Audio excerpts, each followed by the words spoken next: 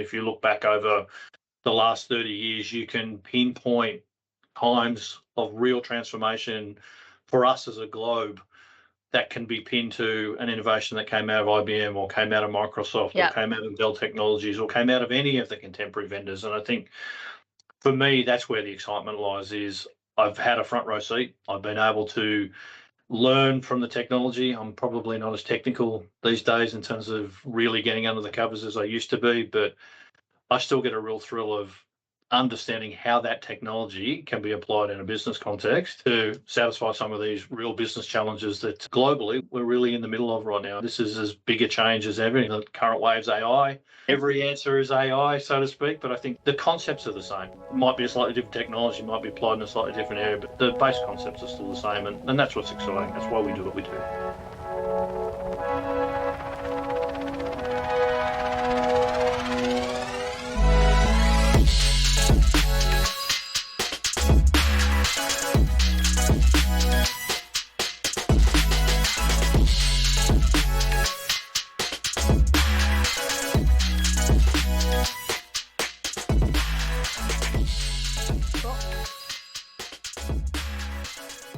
Hi, everyone.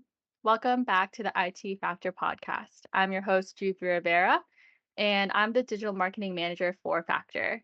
Today, I'm interviewing Colin Gniel, Factor's newly appointed executive.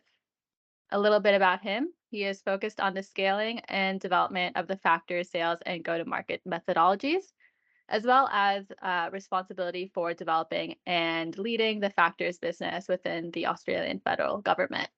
With over 30 years experience in the IT industry, he has previously held senior leadership roles in Microsoft, IBM, and Dell Technologies, where he has built a strong reputation for collaborating with cross-functional resources to develop and execute sales strategies to deliver business growth and objectives and delivering market growth and expansion. A born and bred Canberran, Colin has a deep connection to public sector and has spent the majority of his life and career working with and serving the public sector market. He is a proud father of 2 daughters with his wife, Penny, and a basketballer with a love of fine wine and wood-fired pizza. Welcome to the podcast, Colin. Thank you. Great to be here. I'm really excited to have this conversation with you as a newly appointed executive. I think there's been a lot of hype around your appointment, and I thought, why not have you on the podcast and really expand on that conversation and get to know you a bit more and have our audience know you a bit more. So you say that you are a born and bred Canberran and you love wood-fired pizza. Is there a favorite place in Canberra that you like to go for wood-fired pizza?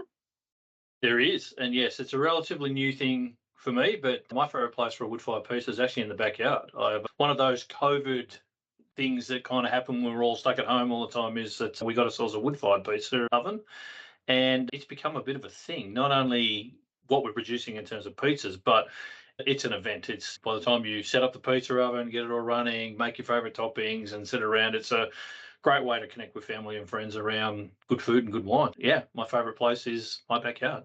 My house and my family, my girls, they're the recharges of my battery. They're where I get all my energy from, all my inspiration from. Yes, it doesn't matter what the day's been or what the week's been. I can come home and re-energise. And yeah, if it means sitting out the back and watching the sunset and eating wood-fired pizza, that's not a bad way to spend the rest of your day. Love that.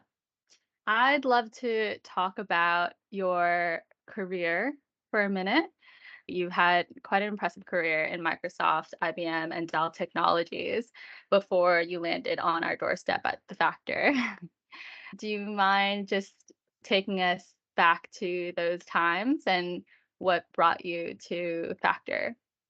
Yeah, absolutely. I'm very privileged and very fortunate to have been given the opportunities I've had in my career to work for some incredible organisations and be given the joy of doing some amazing things both in Australia and in Canberra, but also globally, which I'll be forever grateful for. As we indicated up front, born and bred in Canberra and went to university here. My fledgling basketball career, we'll call it at that time, I was playing against a guy I knew who had a colleague who was setting up a small business. His brother got involved. I put my hand up and said, can I get involved? And that kind of got me going on my IT journey. And way back then, I was a a little tech guy that was working in their warehouse, unboxing PCs and putting them back together. And I never envisaged that sort of humble beginning would give me the opportunity to do the things that I've been able to do. And I got to IBM through a consulting engagement where I was working with an IBM consulting as well. I was still working for that small startup company that I referred to. And when that project finished, they said, "Hey, would you be interested in coming and joining our consulting business?" And I had a fortunate choice. I could join their support business or their consulting business. And my wife and I were planning a family at that time, and I thought getting involved in their support business would be a little bit more stable for me. It meant I didn't have to travel as much. So I started in the IBM world under the old Lotus brand umbrella as an enterprise support manager. And from there, I progressed through to services sales, product sales, into some leadership roles. I led an industry team across Asia Pacific for a while where I was able to share my experiences and passions in the public sector with our teams more broadly across Asia, which gave me a fantastic opportunity to travel and see a bit more of the world.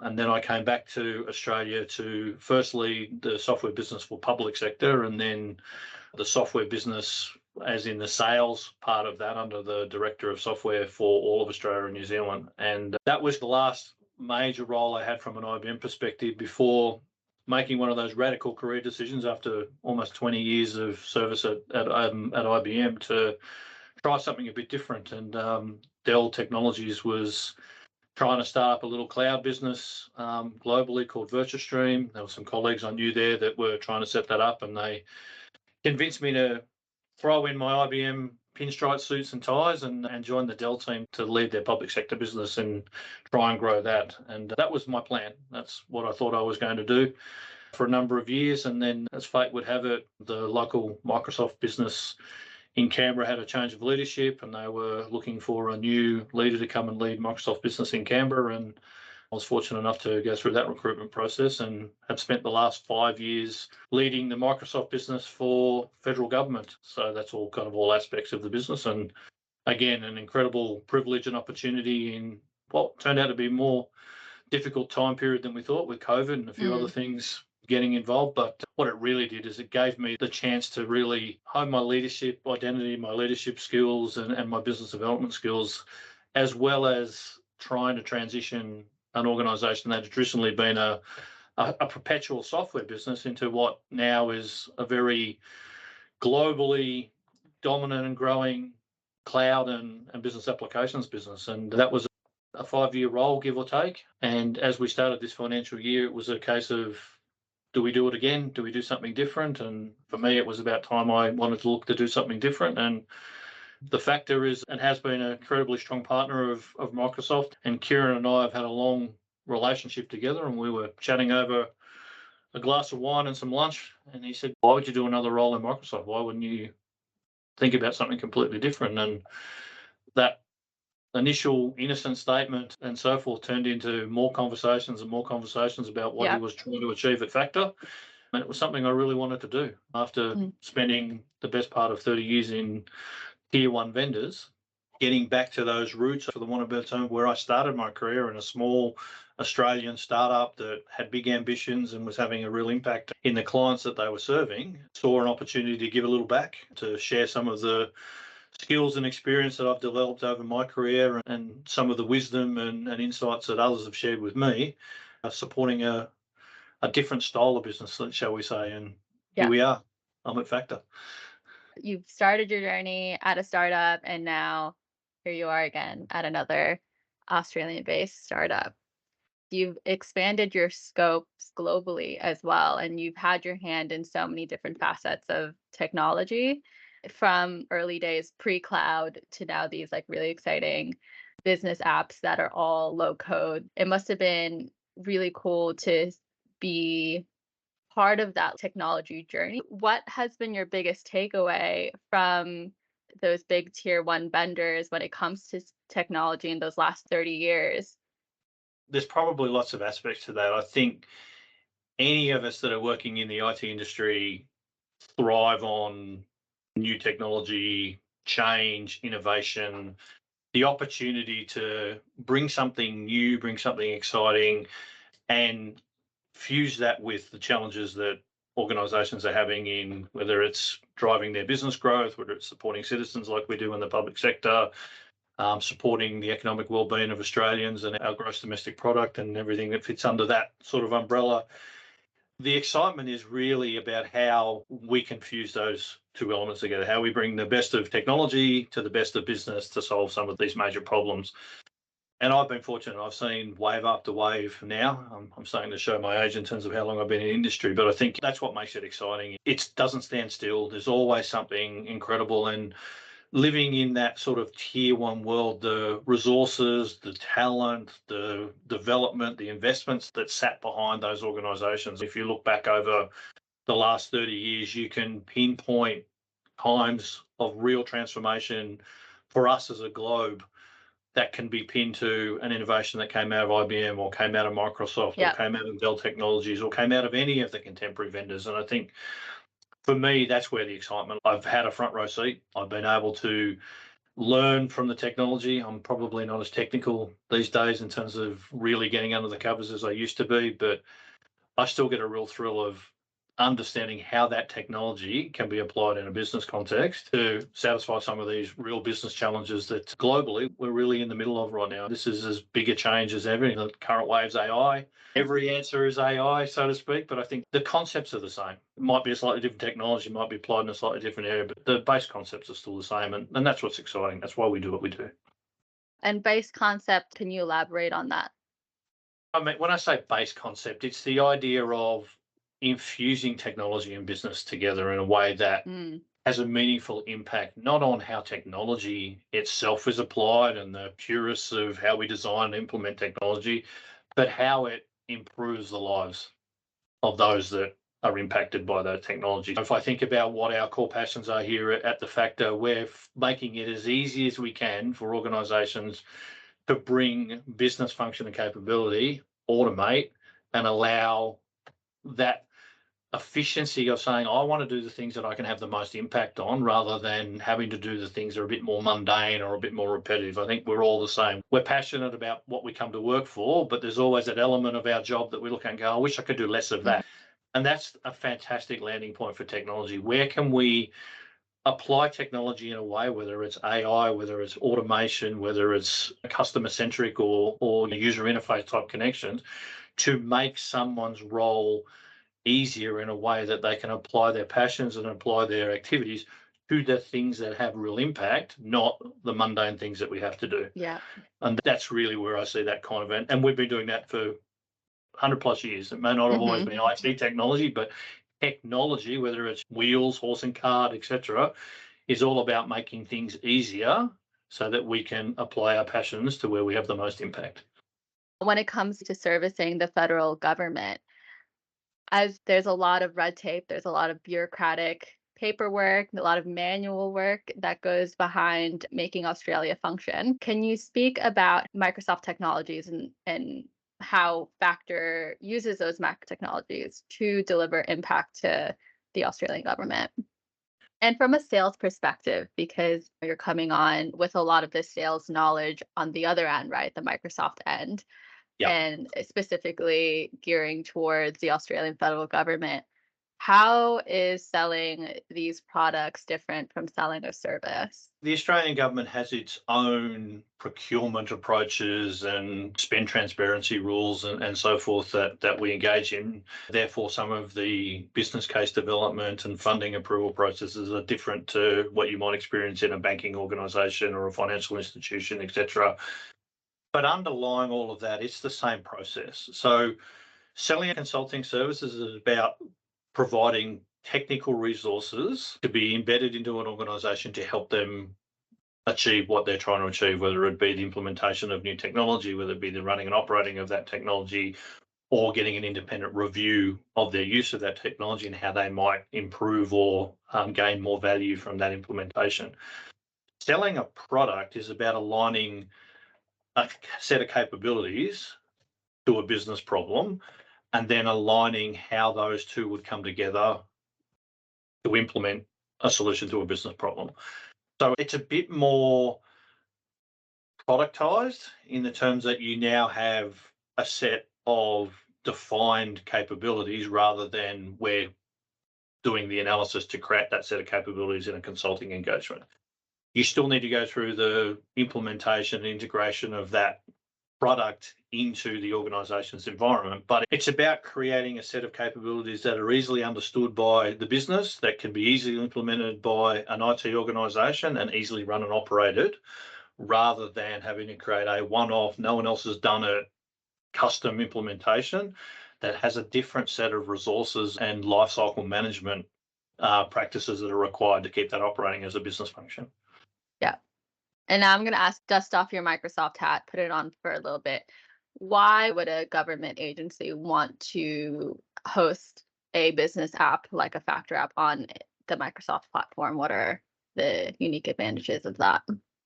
Oh, look, there's a number. And with my old Microsoft hat on and the role I played for Microsoft, it was very much about ensuring that the investment that the Australian government had made in Microsoft technology, they were maximising the return on that investment, that they were utilising as much of that capability that they had already paid for to benefit their organisation's goals and objectives. The thing about the Microsoft platform is over 30 plus years, it's grown and evolved. It obviously grew out of the Windows world and the Office world and that sort of office automation world. Very much now a cloud and business applications business as well, but a whole lot of tools and capability that need to be plugged together to solve the problem. So whilst the government has acquired a large volume of Microsoft technologies, how they pull that together to solve their unique business problems is still an opportunity that the market and the organisations themselves are trying to achieve. It is an ecosystem that it's well entrenched. It's got lots of resources, lots of global usage. So there's lots to learn and lots to share and lots to be able to leverage when trying to solve an individual organisation's problem. And that's really where we tried to come from as a Microsoft organisation. Was our role and Microsoft's mission was to empower every individual and every organisation on the planet to achieve more. Bringing that technology platform to market is one piece. Partnering with organisations like our customers, like our partners, like Factor, to make that real, to empower, to therefore turn into something that is a genuine business solution. That's where those two elements are together. And I think there are very few organisations that have the quality of business partners aligned and engaged to help make that happen compared to Microsoft. I think they just do that partner world very well. The way I see it, there's Microsoft on the left, Factor in the middle, and then the client. Factor's like the conduit to bring certain solutions for government agencies already using Microsoft products as it relates to their business problems. Can you speak more about the relationship between Factor and Microsoft and how you see it like moving forward? Yeah, absolutely. And I think one of the things that really attracted me to the vision of Factor in its inception was the clarity of purpose, the clarity of approach, and what Factor does as an organization, but more importantly, what it doesn't do.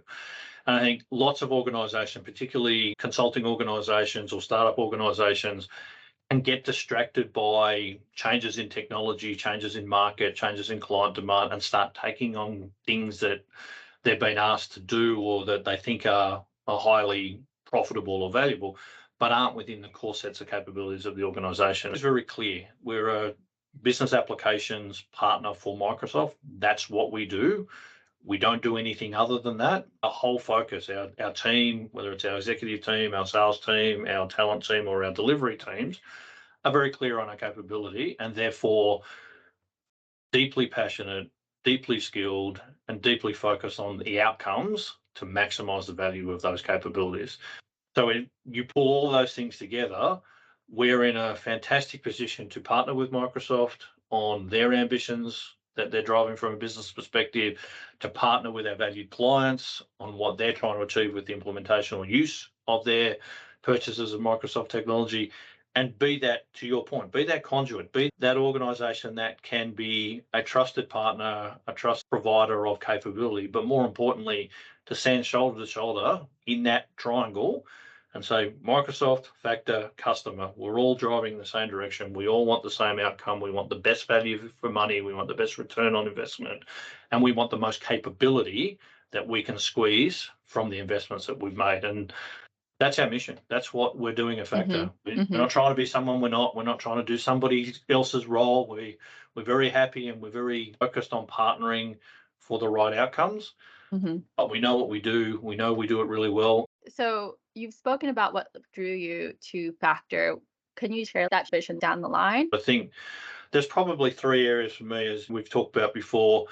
My career has very much been around how I can represent an organization to drive scale, to drive growth, to bring some maturity in the sales process, in the operating process, to empower the individuals within the organization to develop their career, to grow in places they may not have originally thought or have seen to grow. I'm very passionate about the empowerment, the enablement of people, giving people the opportunity. Maybe you're a technical person, but you think you've got some sales skills, but no one told you could.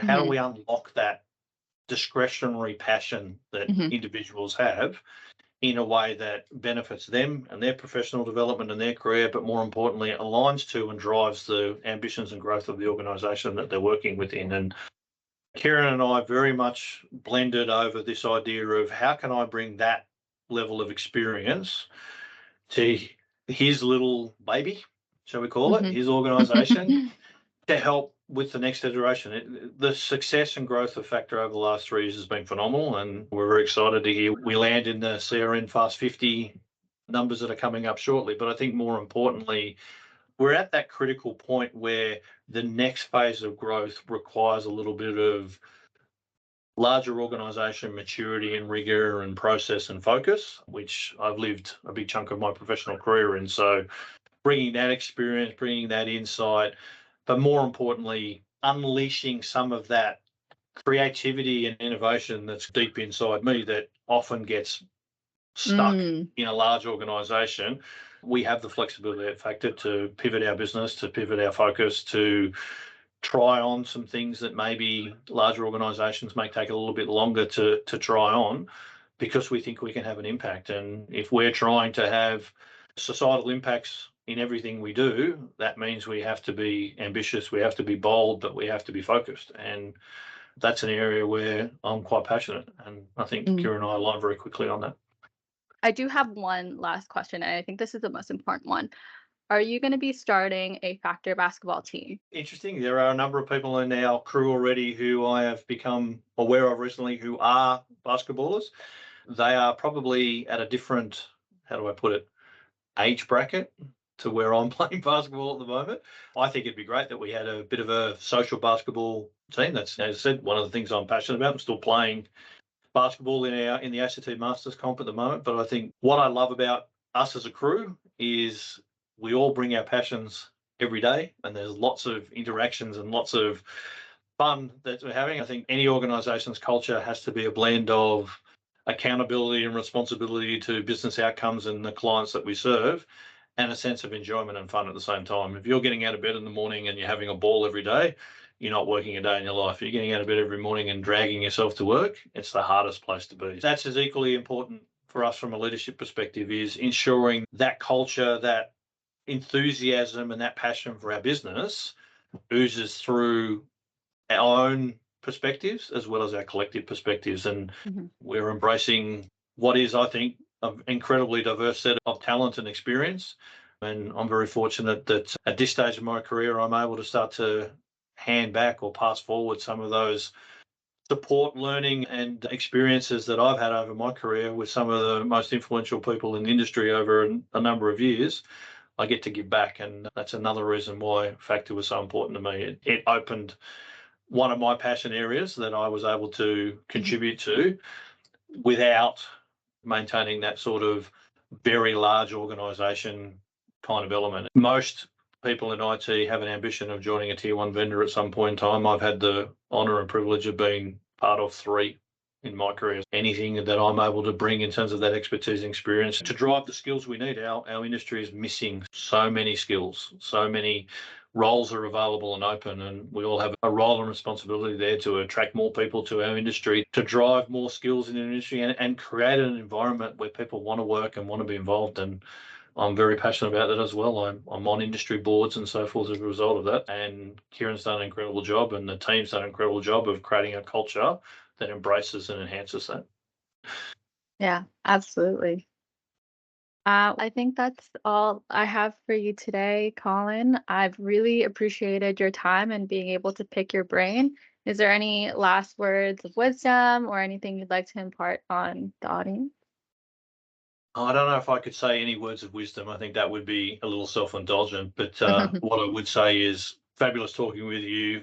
Again, super excited about being at Factor, really excited about getting out and talking to our partners, our customers and our suppliers. We've got a lot to share. We've got a lot to say, and we're pretty excited about where we are and where we're hoping to be. Thank you for the opportunity. Thank you for the time. Thank you for those that are listening. Really appreciate your engagement and support, and please hit us up on LinkedIn. Yeah. That's it for this episode of the IT Factor podcast, and we'll catch you guys next time. Bye.